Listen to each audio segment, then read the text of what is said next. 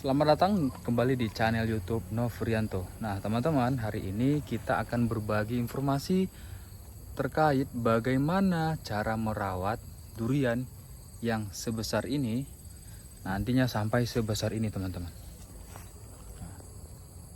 Jadi, di dalam proses merawat dan membesarkan tanaman durian, ini menurut saya pribadi, yang pertama kita harus paham dulu bahwasanya kita ketika menanam durian itu butuh waktu hampir 5 tahun ya, 5 tahun bagi kita dalam membesarkan dan merawat pohon durian kita.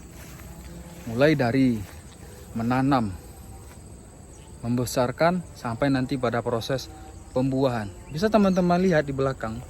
Ini adalah jenis durian musangking, teman-teman. Untuk usia tanam, untuk usia tanam ini sudah memasuki umur 3 tahun 3 bulan. Ya, 3 tahun 3 bulan. Lihat batangnya, teman-teman. Sudah hampir besar daripada genggaman saya. Jadi, kalau pohon sudah sebesar ini, dahannya sudah sebesar ini, kita harus memaksimalkan pemupukan serta pemangkasan. Nantinya buah-buah durian akan bergelantungan di sini, teman-teman, di dahan-dahan seperti ini. Nah, untuk itu perlu kita lakukan pemangkasan tadi. Pemangkasan boleh kita lakukan minimal 2-3 kali dalam kurun waktu 1 tahun. Kenapa kita batasi? Ya, yang pertama tentu kita harus paham dulu bahwasanya apabila kita melakukan pemangkasan ini tidak beraturan, nantinya dikhawatirkan bisa berdampak buruk bagi tanaman durian kita. Selain itu juga kita sama-sama tahu, teman-teman, bahwasanya daun merupakan tempat makanan bagi tanaman durian kita untuk memasak makanan. Nah, selanjutnya apa yang harus kita lakukan pada tanaman durian kita? Selain melakukan pemangkasan, penyemprotan fungisida dan insektisida itu perlu kita lakukan supaya tanaman durian kita daunnya tidak bolong-bolong seperti ini, teman-teman. Nah, diharapkan daunnya nanti akan seperti ini, subur seperti ini. Nah, seperti ini. Ini rutin. Nah, ini teman-teman bisa teman-teman lihat. Ini ada bercak biru ini. Ini adalah fungisida dan insektisida yang kita berikan 2 minggu 1 kali. Jadi di dalam 1 bulan itu kita hanya melakukan penyemprotan fungisida dan insektisida sebanyak 2 kali. Di lain itu, kalau semisal nanti curah hujan atau musim hujan berkepanjangan dalam 1 bulan itu bolehlah kita lakukan pemangkasan atau penyemprotan fungisida dan insektisida lebih dari 2 kali. Kita lihat situasi dan kondisi, teman-teman. Dan satu lagi, teman-teman, ketika kita tanam durian itu di perbukitan, perhatikan itu yang di atas. Ya, pucuk durian kita patah. Kenapa? Bu, ini bukan karena angin. Nah, ini dia.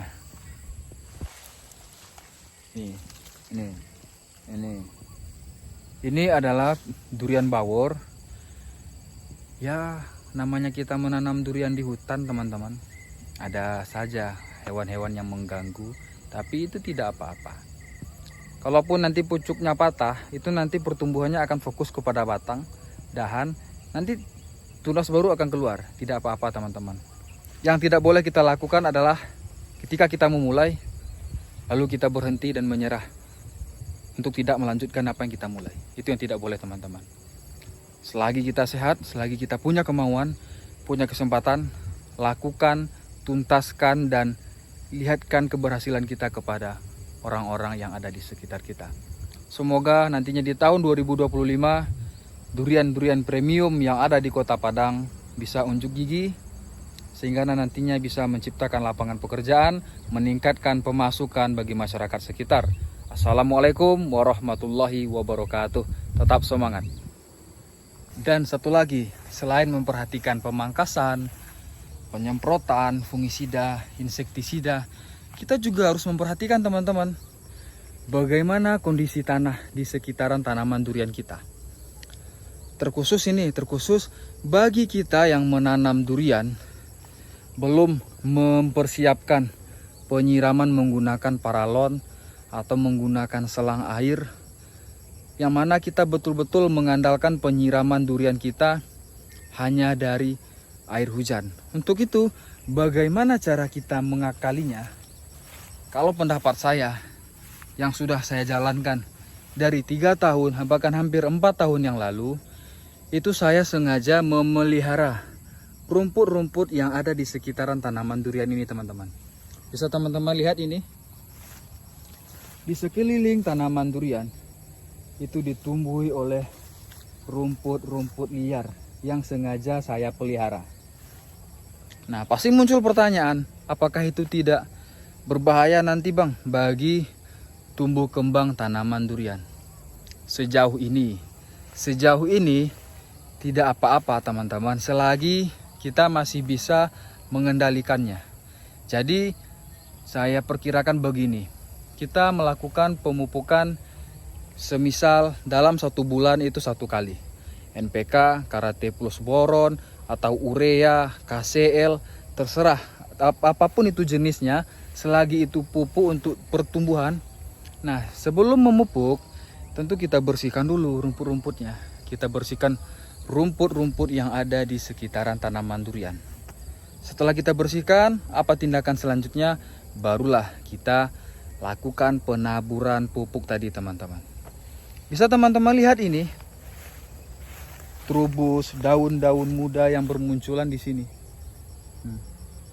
Subur, alhamdulillah.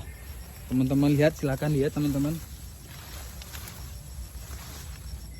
Ini sangatlah bermanfaat untuk tanaman durian. Ini lihat daunnya, Masya Allah, subur.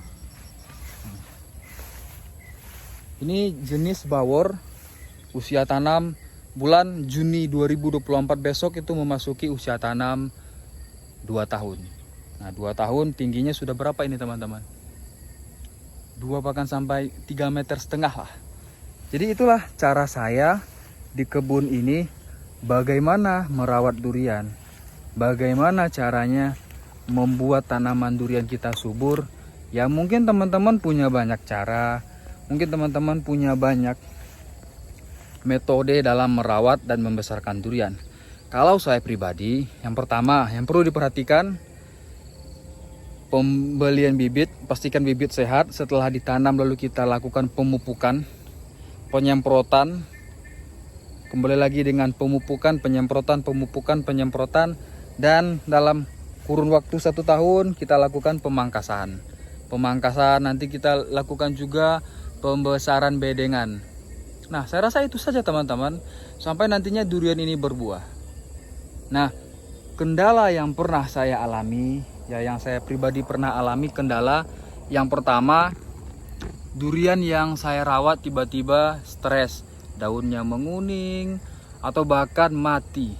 Nah, kalau untuk daun menguning itu cara mengatasinya menurut saya lakukan tindakan yaitu melakukan penaburan kapur dolomit. Nah, kapur dolomit ini bermanfaat untuk menetralkan pH tanah. Jadi kalau tiba-tiba tanaman kita daunnya tiba-tiba menguning, yang perlu kita perhatikan, kita bersihkan dulu sekitarannya, kita cabut rumputnya sehingga nanti hanya tanah yang terlihat. Barulah kita tabur pupuk dolomit tadi teman-teman. Kita tabur pupuk dolomit 2 minggu atau nantinya setelah hujan kita tabur lagi. Nah, kita lihat kalau tanaman kita mengeluarkan trubus, berarti memang tanahnya yang kurang sehat. Tapi kalau setelah kita tabur pupuk dolomit, tanaman durian kita tidak ada efek apa-apa, bisa jadi ada masalah di perakaran. Nah, bagaimana solusinya? Yang pertama, kita tinggikan tanahnya. Di sekeliling tanaman durian itu kita tinggikan tanahnya, lalu kita tabur kohe. Apakah kohe ayam, sapi, kambing, kompos, terserah. Nah, kalau juga tidak ada efek, berarti memang perakaran durian kita yang sudah terjangkit penyakit, Solusinya bagaimana? Kalau dari saya pribadi, solusinya adalah dengan melakukan saya cabut aja. Saya cabut meskipun bibitnya sudah sebesar ini, saya cabut kemudian saya tanam kembali. Ternyata memang berat teman-teman. Bagaimana proses sampai nanti dengan hasil. Tapi itu tidak apa-apa. Selagi kita punya kemauan, selagi kita inginkan suatu perubahan, kita harus lakukan apa-apa saja yang bisa kita berikan, baik untuk diri kita kepada orang-orang setelah kita nantinya teman-teman. Dan saya berharap dengan video ini nantinya mudah-mudahan ada orang yang tergerak hatinya menanam durian. Bahkan tidak hanya durian, mungkin ada yang tanam pepaya, lengkeng, apalagi, dan macam-macam. Tergantung bidang kita masing-masing. Yang penting sesama petani kita harus saling support, tidak boleh saling menjatuhkan. Oke teman-teman,